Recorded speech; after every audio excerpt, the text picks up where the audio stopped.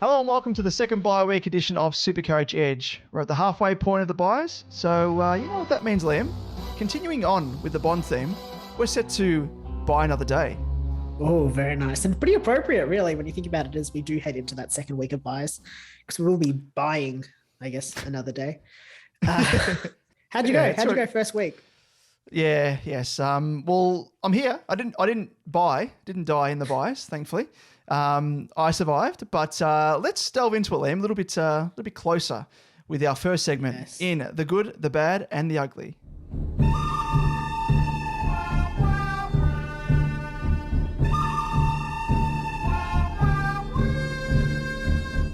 Yes, in the good, the bad, and the ugly, we run through a quick recap of how our teams fared over the round of SuperCoach for both good and bad reasons. And I kick it off because I did come a cropper.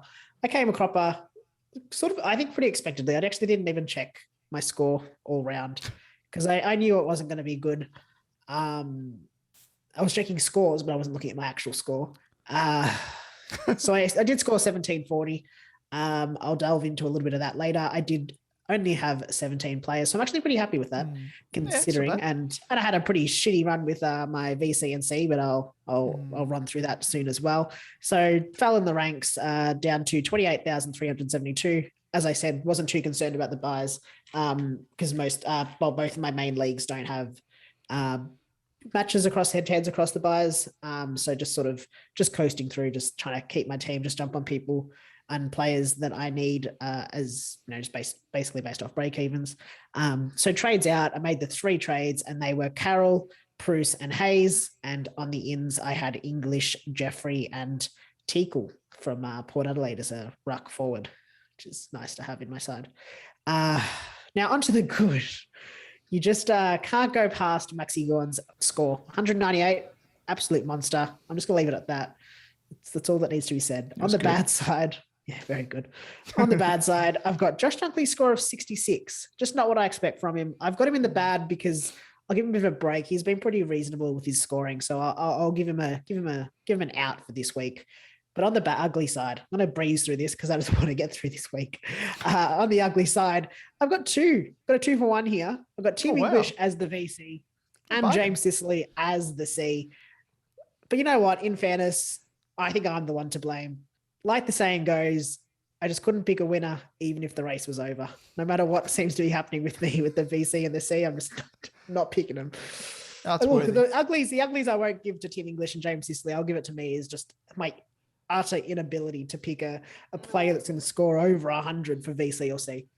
No, I think it's fair to put the blame on them. Like both of those guys, as we said, we both picked them in our bests, I guess, in terms of VC and C options. And I was considering Sicily as well, and chose English as my VC as well, which I'll delve into in a little bit. But yeah, I mean, English had the history behind him.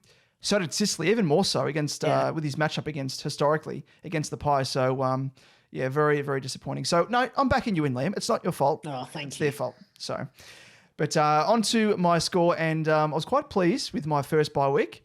Came away relatively unscathed and scored 1,934 overall ranking. Thankfully, Liam, I am on the right direction, on the right train, on the right rocket, or the right helicopter to the moon. Hopefully I can go to the moon.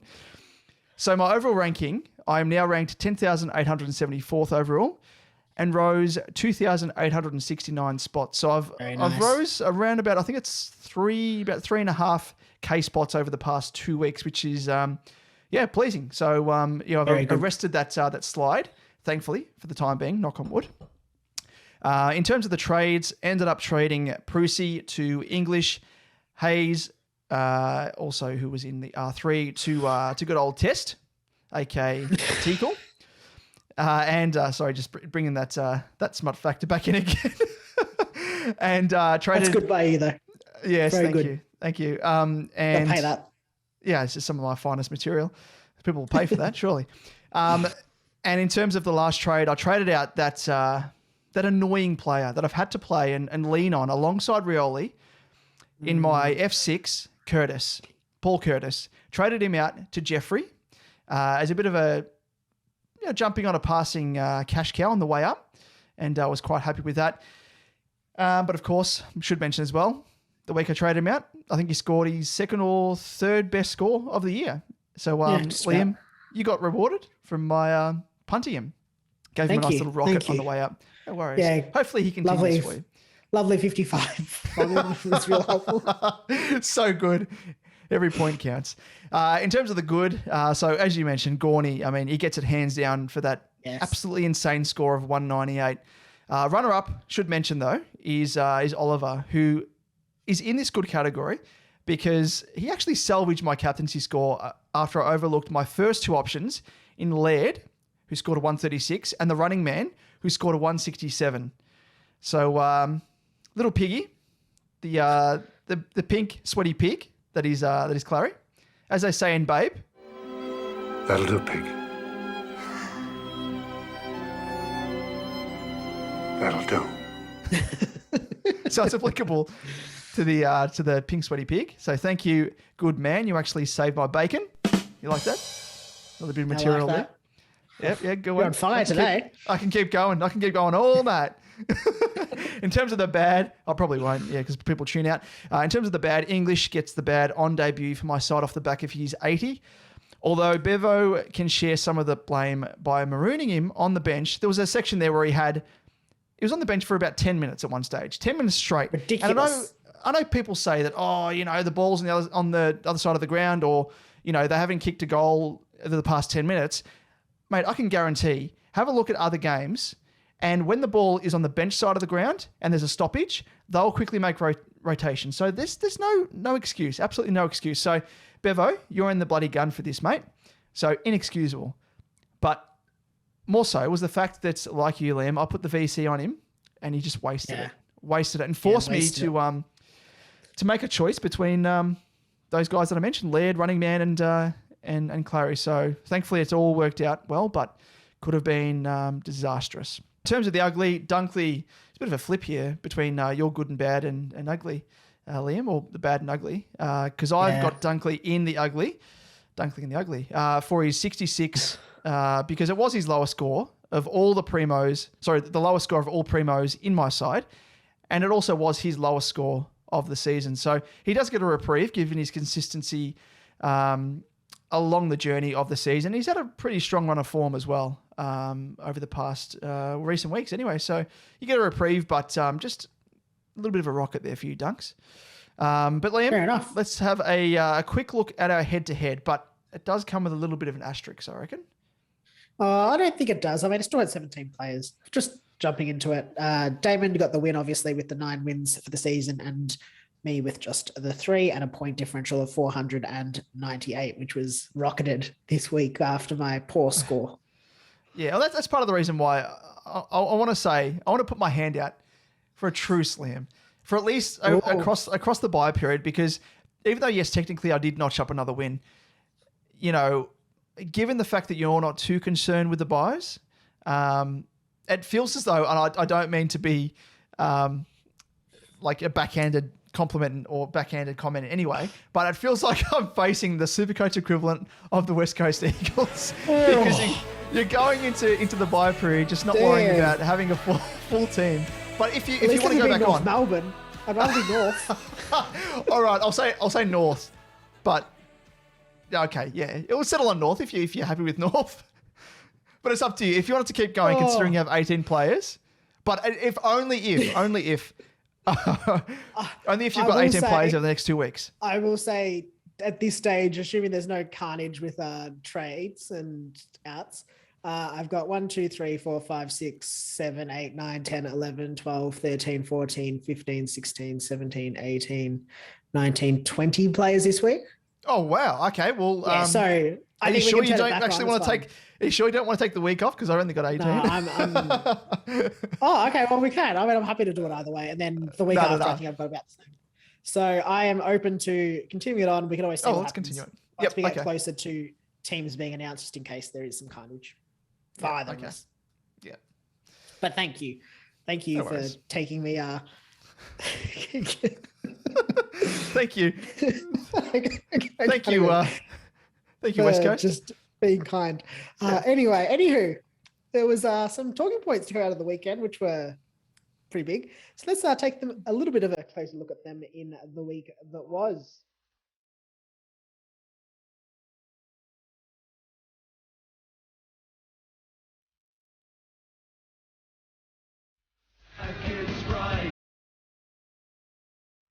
In the week that was, we keep you up to date with the key talking points of the round. And Damon, it was a pretty big one, let's be honest. Yes, it was. Yes, that first bye week of the season did kick off as man, woman and beast alike scrambled to field 18 players with the likes of Cripps, Walsh, Short, Sinclair, Doherty, Cogs, just to name a few among the most popular primos having the week off. Yes, and while Gordon, Miller, Laird and Oliver were among the top scorers for us this round, it was the continued form of McCartan that also shone very brightly. But with the highs also comes the lows, and it presented to us as such with Baslenka, Bailey Smith being handed a 2-week suspension for headbutting Zach Tui. Oh, yeah, the big old wind-up. Bang! Yeah, it was. Well and truly dished out. They usually call it the Liverpool kiss. In this case, he dished out an Irish kiss. Just bang. and he looked like he had a bit of lipstick on his forehead as well. He actually got him a beauty. Absolute beauty. But, seriously deflating for those poor coaches that brought him in, especially those that brought him in early as well, ahead of his DPP introduction. That given the fact that he's going to miss the next 3 weeks, which includes their bye. So we'll address what you could do with him in our I Gots to Know segment later on in the app. But now let's focus on the positives, Liam. And it came in the form of a shipload, not a shitload, a shipload, that works, of new bargain basement price rookies making their way to our SuperCoach shores. See, there you go, like that. So let's delve a little deeper into those that look like diamonds in the rough with our special segment, the new kids on the block. Yes, with the mid-season draft last Wednesday, we got a raft, I want to say. I'm going to continue with the boat analogies of new rookies at the bottom price to consider. And, I mean, I don't even know how many there are. There's 20. Yep, that'll do. Good guess. But we won't list them through. What about the more notable ones in terms of averages? Yeah, let's have a quick chat about them. Yeah, so we've had a look at some of the averages from their state league or NAB league for 2022. We got Jai Cully, who went number 1 at 102.4K. He's mid-forward eligible from the West Coast Eagles with an average of 135.5 in the NAB league in 2022. We've also got Josh Carmichael, 102.4K mid-forward from Collingwood. Sandful, average of 106. I think he's got a good average, but I'm not sure if we're going to see him super early. Sam Durden as well, joining your mob, Damon, 123.9K defender.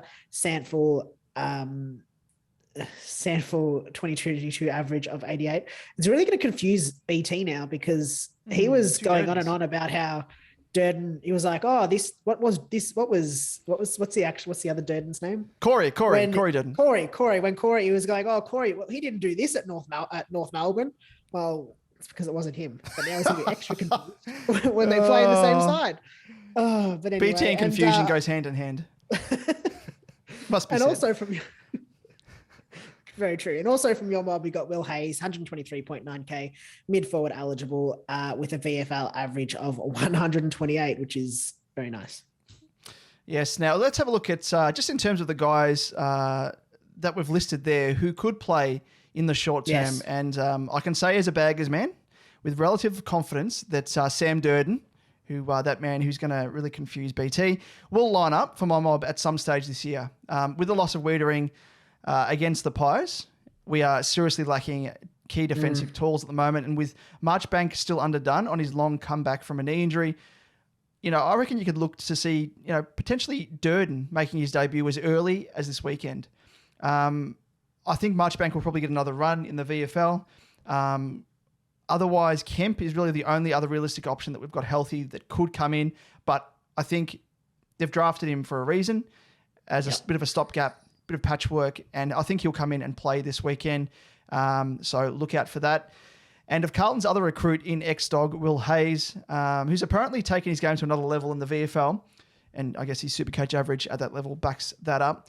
Yep. He is, I would say, more of a depth player at this stage, but it wouldn't surprise me to see him play a random game or two, you know, if an injury does pop up. So he is more the depth player. We do have a fair bit of depth now in the engine room, so it should be fine. But the fact that that Nunes is still getting a game for my mob says to me that Hayes could potentially come into the side. So look out for him potentially as a bit of a downgrade option down the track. Yes, and also Jai Cully, very highly touted with his dreads, and given the Eagles are crying out for any sort of quality, you'd expect he'd be the next lucky pickup to see some games this season once he settles into life in Perth, and obviously being on an AFL list. I think his very strong chance of playing and at that bottom price with that forward and mid eligibility. Chef kiss. Yeah, boy. And then obviously outside of this, Ramsden could see some games given the Hawks' injury issues to their first choice rucks in recent times. But with Ned Reeves back, I think we'll have to wait on his return. Yes, and among the others, one that was touted as the biggest draft slider on the day was Josh Carmichael, who fell into the laps of the Pies after many predicted he would be snapped up inside the first 4 to 5 picks. He's a ready-made player and could make an immediate impact if called upon. Yeah. So, again, probably more of a depth player, but the fact that he is that ready-made player could see him potentially step into the Pies lineup at some stage. So look out for that. But now, let's move on to all things trades, Liam, in The Price is Right. The price is wrong, bitch. Yes, in The Price is Right, we run through the top buy, sell, hold, and wait options for this round of SuperCoach. We'll chat about the pros and cons and the notable players to factor in who face the second round of buys next or this coming week. But first off, before we delve into the best trade targets, let's rehash what presents us on the buy front. Yes, so round 12 saw us go through the first buy round, of course, and luckily that means there are players from 6 teams who will play each round for the rest of the season. So, geez, that's a good sign. We're getting there, Liam. Yep. Shows that we're slowly getting over each week. But now's the time to bring those players in. But this week, we've got 6 teams who will have the bye, and this week they are Adelaide, Geelong, Sydney, West Coast, Western Bulldogs, and Gold Coast. You got the bye this week, Liam. West Coast. Oh, yeah, thank God. As we mentioned last week, the 5 most notable players from each, according to ownership, include from Adelaide, Rochelle, Saligo, Hinge, Dawson, Laird. From Geelong, SDK, Stewart, Stevens, Dempsey, and Stengel. From Gold Coast, we have Miller, Witts, Rosas, Rowell, and Hollands. Sydney, Heaney, McCartan, Parker, Mills, and Lloyd. From the Dogs, we have Dunkley, McRae, McComb, Trelaw, and English. And West Coast, Clark, Dixon, Hoff, Stranatica, and Naish. Yes. Sorry, I had to stop there because I was like, we wrote it down in the run sheet there, and you've done the right thing, and you've spelt his name Strandicica, but it's actually spelled Strnadica. It's Stranatica. But that's how it should be spelt. So whoever spelt his surname, it reminds me of stories of like people immigrating from like Europe or something back in the day. And they I think it's like Jezelenko. I think there's a story about him. Sorry, this is completely off the topic. But Jezelenko, his name's spelt with I think it's like with an S and a Z, and like it's actually pronounced completely different. But they wrote his name wrong when his family immigrated to Australia. So yeah, they fucked it up. But maybe I wonder if that happened with Stranatica, and they actually just fucked up and put like the N before the A. Yeah, they're like, oh, just leave it at that. No one's gonna know. Yeah, but anyway, let's before we jump into the buy and sell options and the wait options for this week, just wanted to touch on a bit of, I guess, strategy or SuperCoach theory that's important to consider from this point of the season, especially until the end. So we obviously want to have the top 6 forwards, defenders, or the top 8 mids in our side, but it's important to remember that what you really want is the top 6 or 8 in their position from the week you trade them in. It's who gives a shit about the points? You don't want to chase yesterday's points. If a player comes into a hot run of form, then that's the player you should be trading in, and that's who you want. So I guess just keeping that in mind, for instance, Heaney, based off, total points for the season, he's a top 6 mid. But when you look at his 5-round average, he's ranked 44th for forwards. Conversely, I guess you've got Darcy Cameron, who's ranked 31st for overall points, but he's ranked 7th based on his 5-round average. So I think just keep in mind for this when you're trading in players. So I think like I look at players that from this point on could end up being, top 8 from this point of the season in their position. It's likes of Walsh, Merritt, for instance, could do the same thing. They're not going to finish the season as top 8 midfielders because they've just, they've missed games, they've scored poorly to this point.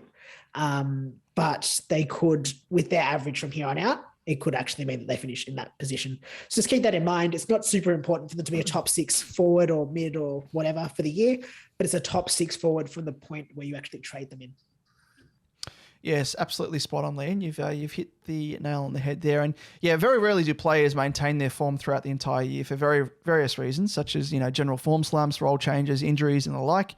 So what matters most are those in the best current form. So it obviously goes without saying, you don't get the points, a player has generated prior to them being traded into your team. What matters most are the points that they're going to make from here on out.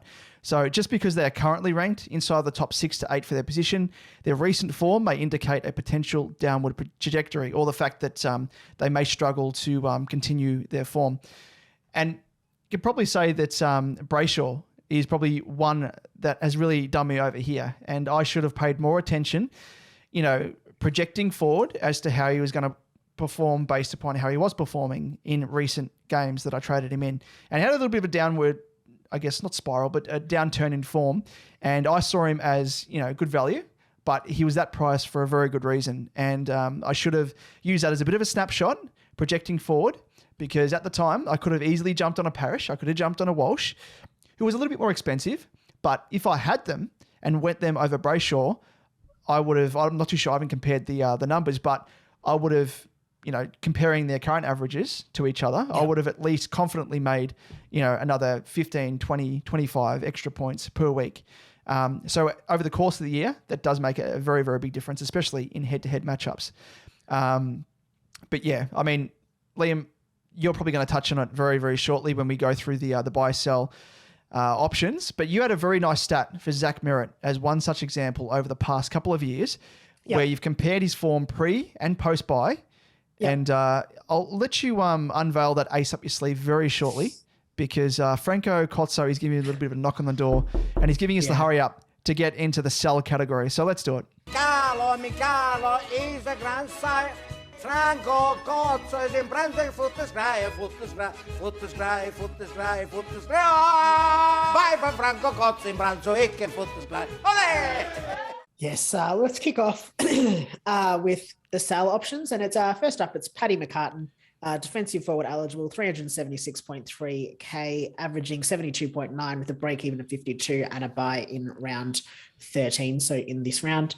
And it's with much sadness, I want to say that it's time to bid farewell to Paddy McCartan after some solid scoring and reliable enough scores for an on-field rookie as well. He faces the buy and now is the perfect time to cash him in and bid farewell to Paddy McCartan. It is very much time to say goodbye. Thank you, Paddy. You've given us amazing service. How much has he actually gone up? He's gone up an absurd amount, 218.5K. Geez, so he's more than he's done the job of 2 cash cows virtually. Absolutely amazing job. But another guy who's done just as well is another, I guess, genuine rookie in this case, in Sam de Koning as a defender forward, much like Paddy. And he's priced at 360.7K with an average of 65.9 with a break-even of 65. And, of course, he does have that by this weekend. So, yes, very much like McCartan. He is ready for the chop. Unfortunately, he has given us amazing service. Upgrade him to a genuine forward or defensive primo and, enjoy the spoils. Yeah. Thank you. Thank you for your service, SDK. And McCartan, thank you. And now on to another sell option. It is Robbie McComb, however you want to pronounce it. Mid forward, 265.1K with an average of 56.9 with a break even of 50 and a buy this round. Having made over that 160K, a break even of 50 and a buy in round 13, McComb has done his dash. made his cash, and it's time to upgrade or downgrade him. I like that, Liam. Very good. Poet I didn't intend to rhyme there, so I'm pretty happy with that. I like that. Gee whiz, you're on fire. But these three guys as well, doesn't it? It works out perfectly in terms of timing.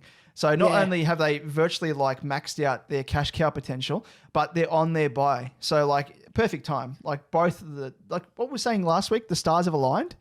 So the stars have aligned for these three guys in terms of the service they've given us, points on field, and also the cash that they've made us. So tip of the cap 3 times over to all you guys, but especially McCartan and DeConning.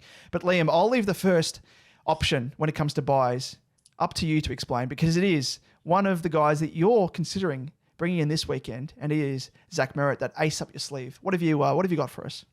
Yes, so I'll just jump into his general stats first. So Zach Merritt, mid-eligible, 520.7K, so quite cheap, averaging 106.1 with a break-even of just 75. So I'm just going to run into some stats here quickly. Second half of 2021, he averaged 120.9 after averaging 109 for the first half of season 2021. He had an eerily similar trend in 2020. First half of the season, he averaged 107.8. And the second half, he averaged 120.2. And most eerily, he's following a similar trend in season 22 with an average of 106.1 to the midway point of the season. So his first half of the season seems to be his, poorer, I want to say, average, but he seems to come back with a nice strong average of over 120. So I think he presents as amazing value. He's 105K discount on his starting price and has a break even of 75. He has dropped below 100 on just 2 occasions for a 99 and a 57. I think he's very good value and a prime example of a player not being in the top 8 mids by season's end, but being able to average high enough to justify that position and potentially score like a top 8 mid from the point that you trade him in. So I think Merritt's a good pick. We'll run through some other options. And I know we've got a question about some of the options in I've Got to Know, so I won't chat too much about it. I like it. Now. I like it. We'll touch on it then. But gee whiz, how eerie is that? You said it best. Like in terms of just comparative analysis, so similar. It's almost to the digit. It's crazy. Yeah. Really, really crazy. Past the past 2 years, and the fact that the third year running now is tracking that way as well. So very much an omen in a way. Very. An ominous omen, maybe. I think so. Yes, but we'll chat about that in a bit more depth in I Got to Know. But next up, Liam, the next 2 guys I'm going to say, they're a couple of our boys. Yeah. And the first boy is my boy, and it is Sammy Walsh as a midfielder priced at 629.5K, averaging a 117.2 with a break-even of 115. And yes, my boy, he finds himself in the buy column this week and presents himself as a very, very juicy option. Yes. I guess, you could look to wait a week. His break even is 115, which means that, he shouldn't skyrocket unless he has an out-of-the-box game. But Liam, we're talking about my boy here, and he could very well have an out-of-the-box game against an arch rival in your mob, Liam, the Dons. So coming off his buy, he's an ideal candidate, an ideal time to jump on him because, like we've said, in terms of guys to jump on that at the moment, when you go into the trade window for SuperCoach and you average it by, points scored, Walsh may not be, in the top 8 at the moment in terms of midfielders, but you sort it by average, and he is well and truly in the top 8 mids. So that there gives a bit of a window into what to expect for the rest of the year. So that is the reason why, apart from the fact that he's my boy, but that is part of the reason why he is on my radar. So his high floor is another reason to really look at him really, really closely, because he's had 2 scores at below 100 and 90 in his return game. So that's, can probably give him a bit of a leave pass there and an 89. And he's had 4 scores above 125. So it really shows that he has a very, very nice high ceiling as well. And his 3-round average, just to top it off, is at 135. So that shows he is in some recent hot form, Liam. And I'm getting a little bit hot under the collar here. I don't know if it's to do with the heater that's my better half downstairs has whacked on. But It's a coincidence. I'm getting pretty hot talking about my man. Let's talk about another one, Liam. This time it's your man. Yes, this time it's my man, Darcy Parish, the namesake of my team. So it's probably apt that he's going to come into my side eventually this season. Obviously, midfield eligible, priced very similarly, 625.8K, averaging 118.4 with a break even of 99. And he's ranked the 9th overall for midfielders. And I think he presents as another juicy option to trade in this round. Obviously, past his bye, so he's going to play. He's scheduled to play every game for the rest of the season. Touch wood, he doesn't, haven't jinxed him now. Importantly, he has a high floor. It's very similar to Sammy Walsh. Lowest score of the season was a 97 and a 99 in rounds 1 and 3. So that was quite a while ago. He has a good ceiling too. He hasn't reached some of the heights of the season of 2021, but he has 4 scores above 125. And it's actually quite eerie when you look at Walsh and Parish. They're actually very similar in terms of their floor, their ceiling, their averages, price point. Price. Yeah. So he's going to set you back, but but if you do get him in, you're getting a very reliable midfielder, if you ask me. I reckon come the end of the year, both of these guys will, I'm going to say confidently, they're going to be in the top 8 mids. But the other thing to look at with these guys as well is the fact that they are relatively, in terms of ownership, they are pods to an extent. You have a look at Walshy, and he's only owned by 7% of teams. And I know a lot of people, we discussed it pre-episode off air, of course, with Petrarca. When he was priced at 570 odd, he dropped to that price, and people thought, oh yeah, good value, jumped on him. And now he's owned by 32% or something of the competition. And he's had a downturn of form over the past couple of weeks, and we didn't jump on him. And that was part of the reason why I personally didn't jump on him, because I knew that, okay, well, there's a bit of a point of difference there in the sense that, there's a point of difference in jumping on a player and also holding off on a player. And that sort of worked into both of our favors because we both don't have him. But when it comes to Walsh, when you're jumping on a pod, in my eyes, you're jumping on someone that's an uber primo, because at least, you're, I guess, hedging your bets in a sense. You know that you're going to get relatively good scoring from week to week, and they're low ownership. So that, in my eyes, is a really good pod. And I think him plus Parish, really, really good options. Makes sense. I like both of them. Yeah, I reckon. Wouldn't it be poetic, Liam, as well, that like we both bring in, like you bring in your boy, I'll bring in my boy on the same week. Yeah, it'd be amazing. Stars are aligning. Maybe it will happen. Maybe it will happen. Maybe it won't. Maybe it won't. We'll find out. Don't know. But let's discuss another, I guess, juicy option in Josh Kelly. He's a midfielder priced at 619.6K, averaging a 113.8 with a break even of 110. And, he's another, great, as I said, juicy mid option coming off the bye. And Kelly, much like Parish and Walsh, has a high ceiling, but not really as much as a high floor as those two, with a low score of 81 and 4 scores below 100. So he has hit some good form in recent weeks with 4 of his last 5 games above 125. And yeah, he'll likely have higher fluctuations than Walsh and Parish because of that. And I guess coupled with the fact that he does have a really poor injury history to boot. So something to keep in mind. And I mean, I'd much prefer to spend an extra 6K or, 10K in the case of Walsh to bring in a Parish and a Walsh over Kelly. But I mean, to each their own. Yeah, I agree personally as well. Now on to the next option, and it's another good option. I feel like we're spoiled for choice, and it's Jack Sinclair, who is defender midfielder eligible, 562.4K, averaging 113 with a break even of just 54. Great option if you need an upgrade in your defense line. Obviously, doesn't he's coming off the bye, so that's always handy. Sinclair offers versatility with his DPP status and is also in a rich run of form. He's only dropped below 100 twice this season, which was in back-to-back weeks for an 85 and an 83, but it's been all 100s since then, and very strong hundreds as well. His role has led to some very strong scoring, bit of a playing in that defensive role and pushing up onto the wing. I think he is a very solid option, and his role shouldn't really be impacted long-term once Steele returns. We didn't see him get any CBAs, I think, in the game that Steele was injured, and also post that from what I've seen. So I think Sinclair presents himself as another good option if you don't have him. And I think he's in 24% of teams.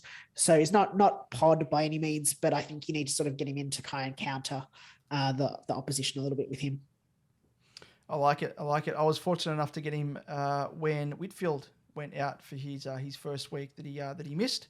And haven't looked back. So he is one most definitely to look at and jump on. The other one probably speaks for itself, Liam. We spoke of him at the top of the show. He was in both of our good categories, and for good reason. It is Maxi Gawn. He's priced at 587.9k, averaging a 120.2 with a break-even of 31. And one thing to keep in mind, though, is he does have his bye in round 14. But, I mean, what a game he had on the weekend. If you're one of the 50% of teams without the bearded one, get him in. And I can probably wager as well that there would be a percentage of those teams that don't have him that did have him and they traded him out. If you were one of those few, just bite the bullet, use another trade, get him back in. He's been, I guess, fluctuating up and down from time to time, but you're gonna get that. I think the days of ruckman, like a Sandlands, a Gaundy, Cox back in the day, scoring hundreds week in, week out, probably a thing in the past now. So you've got to just factor in that there will be games there where he does dip below the 100, but as we saw with English on the weekend as well, but you just got to ride the wave. And I think he will cement himself as, no doubt, one of the top 2 ruckmen at this stage anyway. So, like I said, he obviously faces the last bye, but with a break-even of 31, he's going to go up in price. There's no qualms about it. So SuperCoach Gold projects him to be above the 600k mark if he scores 111, which is very possible, of course. And also, should keep in mind that Collingwood give up the most points to opposition ruckmen of any side who he faces this weekend. So the decision should be easy if you've got the likes of Witts and English by upgrading a forward to Gawn and then swinging English into the forward line. I think that's probably the most savvy way to play things if you are in that position. And then have what would the acronym be? Wouldn't be a Gwitter? A Gwits?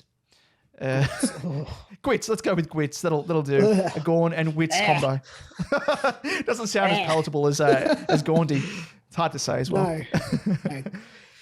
But yes, I'm all for the Gwits option. But on the bubble, and there's not a great deal on offer this week, unfortunately. But if you do need a downgrade option, these two present as options who are on the bubble. First up is Mitch Owens, mid-eligible, 117.3k with an average of 45.5 and a break-even of -22. And it's been a tale of 2 games from Owens with a high score of 89 in game 2 and a low score of 2. Yes, 2. That's right. Wow. In his first game. But his score in game 2 did come on the back of 10 tackles, 2 goals and 14 disposals. So, I mean, just keep that in mind. It's hard to know what you'll get week to week from Mitchy Owens, but he presents as one of the only available downgrade options. So he's probably a necessary evil, unfortunately. Just be wary of his long-term prospects as well, as he could be one of the first in the gun once Steele returns. But he still is at least 4 weeks away at minimum. And he is coming off the bye. So, he will get 4 weeks of playing time, assuming he holds his spot. I like it. I think, as you said, he's going to be one of the most popular downgrade options. And we're at the stages of the year as well where we're crying out for like reliable rookies and cash cows. And I mean, he's the best of the lot just based upon, he's scoring in his last game, but sort of balanced out by that 2 in his first game. But negative 22. Out. Yeah, exactly. Very true. First, which helps. Very true. Didn't think of that. So it'll drop out after this weekend. So hopefully he is selected by the Saints. I mean, if he isn't, it's going to be very much like a Cleary situation from the Dogs, where people will be scrambling, trying to find other avenues to make up cash. But have a look at him, and for good reason. The only other player, I guess, on the bubble is Jacob Ware. Where? From the Giants. He's a defender priced at 123.9k. It's not like you're like, whoa, like he just like puffed on a joint. You're like, where? He's averaging a 55.2 with a break even of -38 for those people listening to the podcast. No, Liam did not just puff on a joint. That's part of the reason why you should watch us on YouTube as well, because then you can see if he is and judge him. He's only taking puffs in between players that we're chatting about. But yeah, Jacob looks serviceable enough with relatively consistent scoring across his first two matches so far with a 50 and a 61. At this stage, I'd assume he'd be a bench option only. So I guess, his scoring shouldn't be too big a concern as long as he keeps making cash, of course, and playing across the remaining 2 bye weeks, which is probably the most important in the short term. He's already on my side, so I'm going to probably have to go for Mitch Owen. So please, Mitch. Yep. Just come with me. Score well. Yep. But let's move on to the weight options. And there are some tasty prospects that are coming up in the next few weeks, provided you can wait, and you should. And they include Sean Darcy, 577.5K with an average of 102.3, a break even of 140, and obviously eligible as a ruckman. Scored his second lowest score of the year with a 59 against the Lions on the weekend. The fact he had to share the ruck with Meek played its part, logging a 6-game low of just 54% ruck time, having averaged 74.5 in his previous 4 games.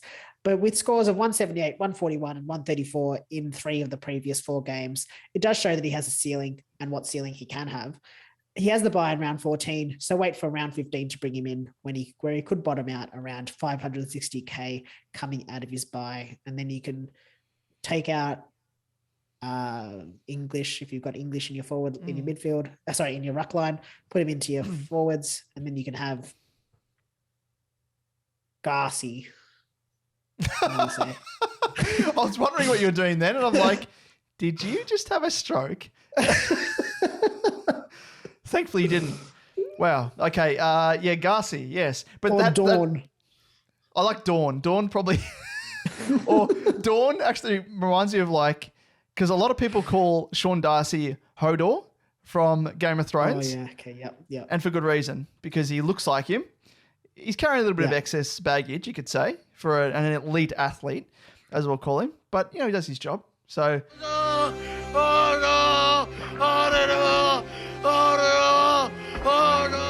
So that's him.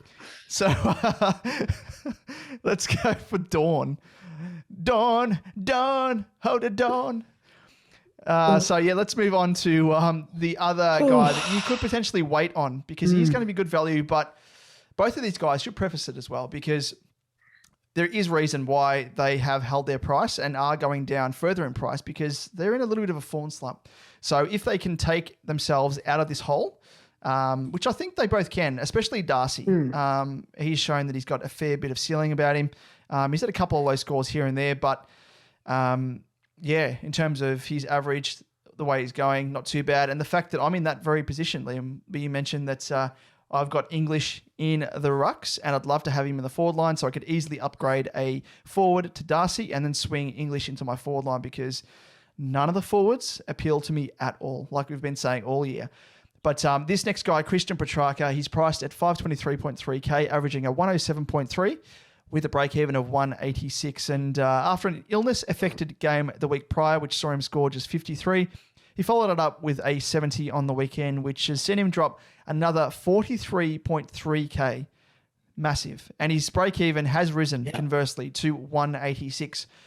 Part of the reason why he scored so low on the weekend, a few people have reached out on Twitter. And we haven't addressed this in I Got to Know because we were covering it here. So hopefully this does answer your question. And one of those was, why is he scoring so badly? So not the weekend just gone, but the last week prior to that, obviously came back from illness. That was part of the reason he was being managed in game and just wasn't at full fitness. On the weekend, his scoring was bad. It was granted. Yes, it was bad. 70. But he had 5 clangers and 52% disposal efficiency, which are the two main contributors to his poor showing. But one positive is the fact that, surprisingly, he had the season high CBAs with 96%. Oof. Which is interesting. That's high. Very interesting. Yeah. So it's both interesting, concerning, and I guess positive because you're like, oh, well, he's just had an off game because his disposal efficiency was pretty shit. He turned over the ball a fair amount. And if he was to correct that, with 96% time in the middle in the engine room, where a lot of the time in his game anyway is split between the forward, where he'd start in the middle and then drift forward, go back into the engine room. So yeah, I mean, it's good signs anyway, long term. He's projected, however, to lose another 38.2K on the weekend, with his price to dip to a season low of 485,000.1K heading into his bye in round 14. So that screams super value. I think there was a lot of people jumped on him when he dipped to around about 570, 560 odd from memory. But those people would be kicking themselves because, he's priced 80K cheaper or thereabouts from when they got him. But if you're like us, Liam, do you look at him? I mean, you do. You consider him, in my case. You have to look at him. Yeah. But it probably comes down to whether or not the time's right, what other concerns crop up in your team, and whether or not there's more immediate issues that you need to address before bringing him into your side. But, yeah. Look, for me, I'm probably going to be finishing my midfield this week. So if he was mid-forward eligible, I would probably do it, because at worst he could sit as an M9 and throw him forward at that juicy value. But I just don't think I can afford it at this time. No. Yeah, I'm very much the same. I'd love to have him as an M9, but can't afford it. Yeah, so I think that would be my factor. If I didn't have my midfield finished, maybe I'd consider him as an M8. M8. But yeah, I'm not entirely sure. Yeah. But anyway, let's move on. Let's move on to the next segment. And Damon, who is it? Who is it? Is it you? Follow me into the cockpit, my co-pilot, because Liam, I am the captain now. Look at me. I'm the captain now. Yes, we've scrounged through the data and found the best options for your VC and C this weekend.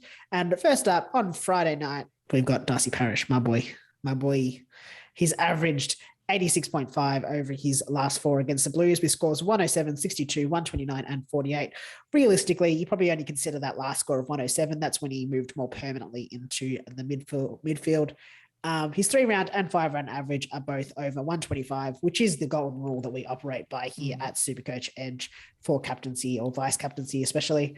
And with 3 of his last 4 being over, 128 or above. So juicy option for a Friday night. Well, I see your Parish and I raise you as Sammy Walsh. Also in the same game, of course. Well, I reckon these guys might be head-to-head. Who knows? Yeah. Averaging a 98.6 over his last 3 against the Dons, with scores of 130, a 99, and 67. And that 67 came in his debut season and has only played them on 3 occasions, of course. So a very small sample size, and probably can't put too much weighting on that because of that. And like Parish, finds himself on the list due to his 3 and 5 round average being 135 and 124.6 respectively, with 4 of his last 5 scores being 123 or above, Liam. Very juicy. I'm also going to throw in another option, and that's Sam Doherty on that Friday night as well, averaging 114.5 over his last 4 against the Dons, with scores of 87, 185, 111, and 75. I mean, I don't know when the last time he would have played them would have been, so it's hard to sort of look at that historical form because it would have been a few years ago, but I think he'll be a really good option. Essendon loves to give up points to those rebounding defenders. And especially ones that are willing to take that intercept mark. So I think Doherty is a good option. Yep. I like it. Another option is Will Brodie, who is absolutely on fire and putting his name up there as the recruit of the season. Faces Hawthorn on Saturday at 4:10 p.m. And he's averaged 0 over his last 0 games against the Hawks, Liam, because he's never played them. So there's 0 history to go off. But Hawthorn do give away the second most points to opposition inside mids. So he's a bit of a smoky option. But with the buys, you can definitely afford to play him as your VC. And he also has a 3-round average of 124.7. So in some really ripping form. Yeah, I don't mind it. I don't mind as a bit of a pod VC option. On to the next game. It's Lachie Neale against St Kilda on Saturday at 7:25. He has averaged 96.75 over his last 4 against the Saints with scores of 118, 72, 79, and 118. And the only issue is it's the team that he has his worst average against. Ooh. He has been pretty solid though, having only dropped below 100 this season once, which was coincidentally last round. He was the winner of the ton run with Empa, but I don't know. Lachie Neale, I mean, I don't know. It's a tough one to consider. I think there's probably, I don't think there's a heap of other options this round that are much more juicy. But I think the Friday night, you've got some good VC options. So maybe Lachie Neale's worth throwing the C on if your VC option doesn't eventuate. But I think there's other options as well later on that could be good options. Yeah, I think there are for potentially the Queen's birthday. We'll delve into those a little bit very, very soon.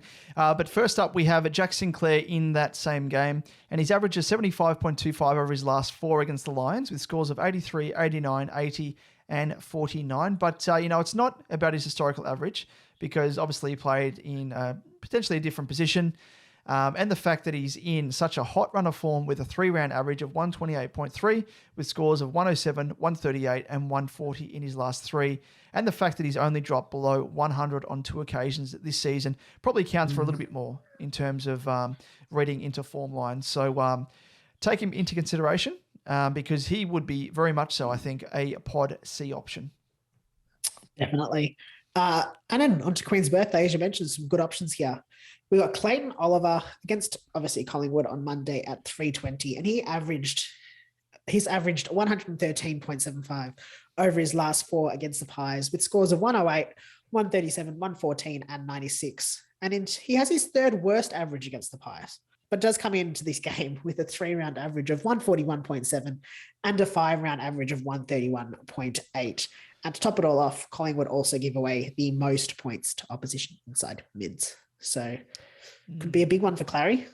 Yeah. He saved my bacon on the weekend, like I said. So he would be one that I'll be looking at. Also, his teammate, the man who is in ripping, hot, scintillating form, Maxi Gawn. He's averaged 112.75 over his last 4 against the Pies with scores of 123, 153, and 99 and 76.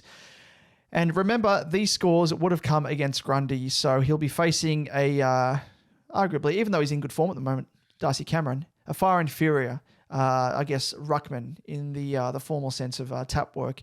So he comes off an incredible game, obviously, on the weekend with his best score since 2019 as well, just to add. With Melbourne coming off 2 consecutive losses, you'd expect him to come out firing again, and to add to it, Collingwood give away the most points to opposition ruckmen. So, like we've been saying, the buzz phrase, the stars are aligning, Liam. So could they again for the big bearded one at the D's? I think it's coming up. It's coming up gaudy. If you ask me, it's all coming up gaudy. So I think he's probably a good option for your C. But let's look at some honourable mentions. And first up, we've got Daniel Rich. So just comes in off the basis that he is a obviously not high ownership, but if you do have him, just something to consider. St Kilda give away the 2nd most points to designated kick-in players, which is for the Brisbane Lions. So he's a very big smoky option if you want to go for a bit of a pod. Another pod, Liam, is Andrew Brayshaw, and he plays the Hawks, and they give away the 2nd most points to opposition mids, and another smoky. So, that's sort of based upon his current scoring form line, although it must be said on the weekend, I think he had 38, 39 disposals and didn't score all that well. It was kind of reminiscent of a Tom Mitchell in a sense, where he almost pushed, he's pushing the 40 disposal mark, and I think he failed to score above 120. So, he needs to, just take a little bit more time with his kicking and disposal and get that efficiency up there, because that brought down his score. But nonetheless, honourable mention for Andy Brayshaw. But on to our selections, Liam. Who are you going for? Yes. Oh, it's a tough one. I might, you know what? If Darcy Parish, I'm going to go, we'll make it a battle of the boys. The my boys.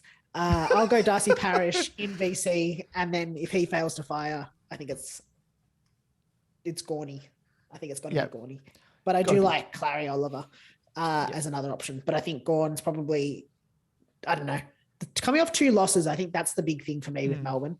Coming out 2 losses, he's the captain. He's got to make a big statement, big stand and statement. Yes. Yep, I like it. And I'm going to mirror that, Liam, and say if my boy Walshy, if he makes his way into my side, don't want to give away too much here. I gotta keep the cards close to the chest, but it's my boy, so it's going to be hard to resist. Let's just say he could earn the VC armband first up, but in terms of captaincy options, I would probably have to go with the sizzling hot Gawn, just marginally ahead of Clary Oliver because he returned some dividends for me on the weekend. But yeah, Gorney, he makes me Gorney. Talking about Gorney, so he's in some good form. Yes. Sorry. It took a little bit of a while to sink in. You're gonna let it slide through the keeper, and you're like, I was going to, but I couldn't. But anyway, Damon, let's move on to the next segment. And what is it, Damon? I don't know. You tell me. I got to know. Hey, I got to know. Very good, and we've opened up the floodgates this week because we've got a little bit more time to delve into the second bye week. So we had a heap of questions sent in. So thank you to those that did so. And we will reply to those on Twitter that we couldn't address in this week's ep and fit them in. But of course, the biggest question goes without saying we received is what to do with Bailey Smith. So we will answer that first. So like we mentioned from the top, he's going to be out for 3 weeks, counting his bye this weekend. So I think off the basis of that, he's in the trade category. However, I want to show the other side of the coin as well. The fact that one of his 2 suspended weeks is on a general bye week means that, you obviously only need to field 18. So that makes it a little bit easier to cover him compared to a normal week of needing 22 players, which is obviously going to be one of those 3 weeks where he misses through suspension. So in short, I think it does depend on your team circumstances and if you can cover him. However, if you can't cover him or if you've had it up to here with him. Forget about the badge! When do we get the freaking guns? Hey, I told you, you don't get your gun until you tell me your name. I've had it up to here with you, rules! If you're like him, and if you can't cover him, the less impactful is probably sideways trading him to Merit. And the other positive is the fact that you will be banking 30K in the process. So if I was in this position where I had, a couple of trades, to spare up my sleeve for suspensions and injuries and stuff, I would be probably taking this avenue, or at least strongly considering it. What are your thoughts, Liam? I agree, I agree with what you said. I'd be less inclined to trade him just based off the fact that just based off the fact that trades are probably coming to the point where they're, going to be a little bit scarce. Yeah. I think, as you said, so he's missing the bye, which he was already going to miss. He's going to then miss another week that is in a bye week, and then he's obviously going to miss a regular week on top of that. So I think it's okay to hold him. I think it mitigates the circumstances a little bit, but I agree with what you've said. I think a little bit, there's multiple options, and I think it's just going to be very team dependent on what you can and can't do.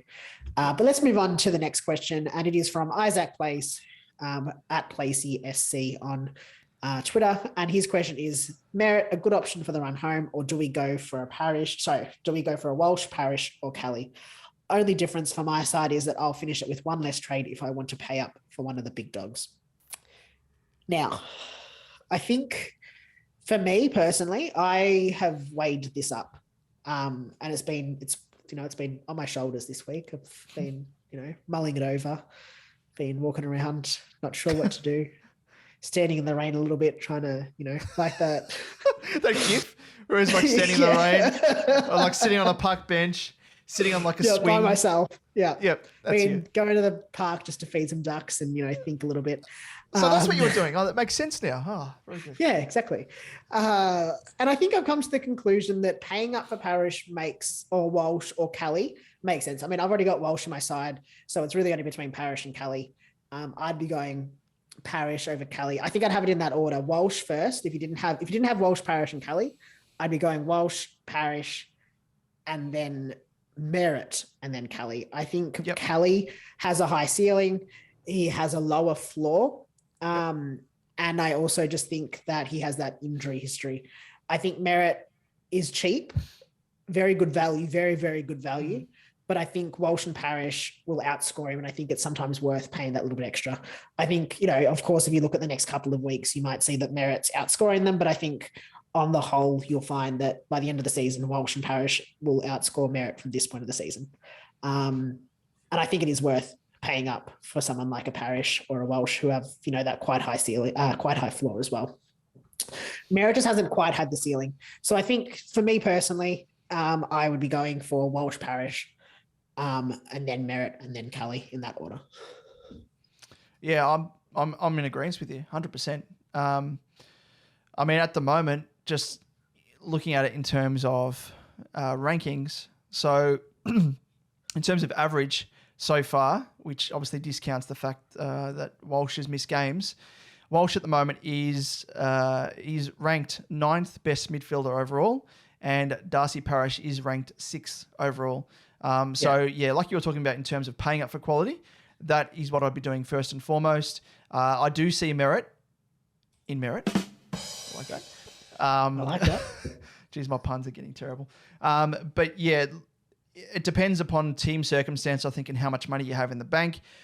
I identified Walsh probably about 2-3 weeks ago. So my plan from back then was to generate enough cash and not use that cash on other players, because I was looking to bring Walsh in after his bye, and that's what it comes down to. Obviously, forward thinking, forward planning, and that's what I had my eye on for a long, long way back. And you probably find a few hints here and there in previous episodes that I'd be looking at him. It's probably not that hard considering I talk about him that much. But Zachy Merritt, in terms of his price point, like you said, huge value, and I would have it in that exact same order as well: Walsh, Parish, Merritt, and then Kelly.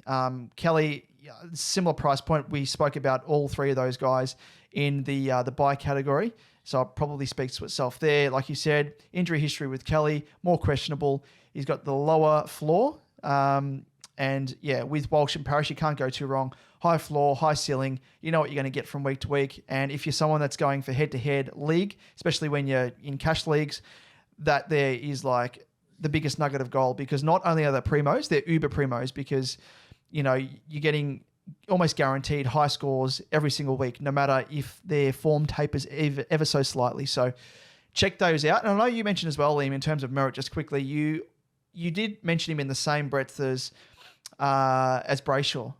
And I think Merritt's a little bit better than Brayshaw, but in terms of the fact that they do have that tendency to dip, their floor sort of fluctuates from time to time, but their ceiling is, not too bad from time to time again, but not as consistent or reliable as a Walsh or a Parish.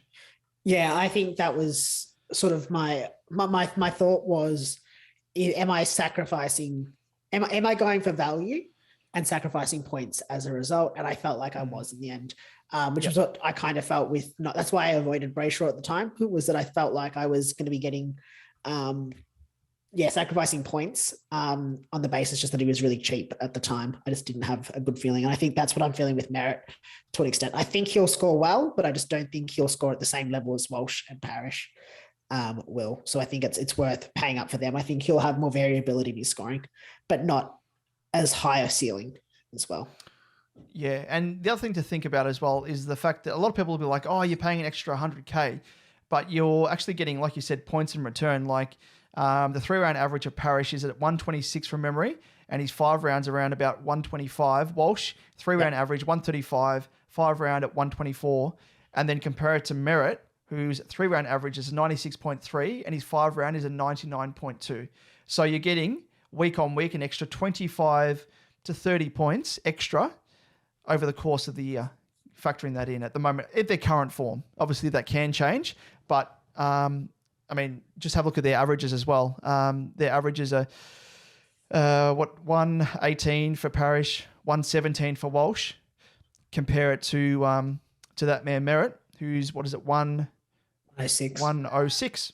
So again, You're looking at least 10 points sort of on average around that you're missing out on, which Spot on, exactly counts for a lot by the end of the season. Yeah. And then a factor in as well there, when talking about all these guys, they're like you mentioned earlier, the pod factor, like their ownership. A lot of people are going to jump on Merritt because of his price point. Not so many people will jump on Parrish and Walsh, and probably Kelly as well, to an extent, because they're priced $100K more expensive. And a lot of people won't have that cash in the bank, or they'll be unwilling to downgrade, generate that cash, and then spend it all up at once in bringing in a Walsh, Parrish, or a Kelly. So, I think the fact that you're bringing in someone who's an uber primo with relatively good, ownership in terms of being a pod, that will count in your factor as well, especially when you're trying to make up extra ground on the competition. Definitely. I agree there. Liam, let's move on to our last segment, and it is a favourite. It's becoming a favourite of mine anyway, because it is always quite funny with our childish minds, but it is group rankings and the SuperCoach Edge Cash League. And Liam, let's quickly have a look at the SuperCoach Edge group rankings first up. Yes, the highest scorer for this round was Tyler with his team, Shep Screamers, with a massive score of 2,168, a round rank of 62. And it's not just to show that it wasn't just sort of, he's just a one-round wonder. He has an overall rank of 95 as well. So absolutely flying there. And now on to the overall highest scorer for the sixth week in a row. It is Tyler with his team Cream Pies. At a total score of 28,350. And his overall rank is up 10 spots from 18th to just 8th overall. So well done, Tyler. Wow. He's gunning for the top spot of overall position. Absolutely insane, but must make mention. Thank you. Thank you, Tyler, for being the highest scorer of the round, because your team name fits so well with Tyler's. It's Tyler and Tyler. Yes. And it's Shep Screamers Cream Pies. Interesting. I wonder why they were screaming. Was it the giver or the receiver? Oi. Okay, let's oof. Of the cream pie, Liam. When you go to a bakery, are you the purchaser, or are you the one behind the counter giving over the cream pie? What are you talking about? Anyway, if you want I don't know. If you want to enter the SuperCoach Edge group, of which you can join at any time, the code is 142059. And before we clock off for another episode, Liam, in terms of socials, where can our listeners and viewers find us? Yes, on YouTube, you'll find us if you search SuperCoach Edge, and don't forget to like and subscribe. On Twitter, just search at SuperCoach_Edge, and you'll find us there for all the latest team news and just general news, I guess, about SuperCoach and AFL. If you want to follow Damon, you can find him at DamoJ88, myself at Liam Evans _95, and on Facebook and on Instagram, just search SuperCoach Edge and you will find us there.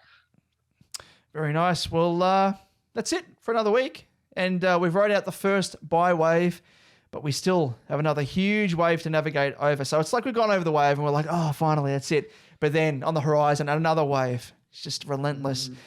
So we have another huge wave to navigate over as we patch up the ships that are our sides with our best 18 reinforcements. I'm loving these ship analogies.